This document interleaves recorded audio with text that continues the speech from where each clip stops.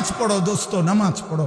ওই জীবন কোনো জীবনে না যে জীবনে সেজদা নাই ভাইয়া, যে জীবনে সেজদা নাই। রাসূলুল্লাহ সাল্লাল্লাহু আলাইহি ওয়াসাল্লাম সোমবার দিন ইন্তেকাল করছে।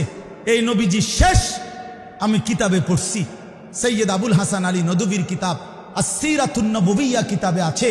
তিনি বলছেন রবিউল আউয়াল মাসের যেই সোমবারে নবী ইন্তেকাল করছে, এই শেষ দিন নবীজি ফজরের নামাজের সময় মসজিদে যাইতে পারে নাই, প্রচণ্ড অসুস্থ ছিলেন।